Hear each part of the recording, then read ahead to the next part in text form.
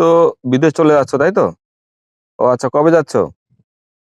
ও তোমার তো অনেকগুলা সিম আছে তাই না? ও আচ্ছা আচ্ছা, তা সিম গুলো কি করবা কিছু জানো? জানো না তাই না? ওই সিম গুলা কিন্তু কোম্পানি বিক্রি করতে পারবে না, এটা কিন্তু সিস্টেম আছে। নাহলে কিন্তু কোম্পানি সব বিক্রি করে দেবে। আমার বেলায় কিন্তু ওরকম হয়েছে যে কোম্পানি কিন্তু সিম সব বিক্রি ভালো করে লাগছে। দিচ্ছে। ও আচ্ছা, ঠিক আছে, ধন্যবাদ।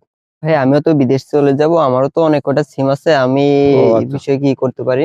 তুমি বিদেশ যাবে তাই তো? জি ভাইয়া। আচ্ছা, তাহলে সিম বিক্রি করার পিছনে কোম্পানি একটা কারণ দেখায়, সেটা হচ্ছে যদি 450 দিন যদি সিম বন্ধ থাকে তাহলে কিন্তু কোম্পানি সিম গুলো বিক্রি করে দেয়।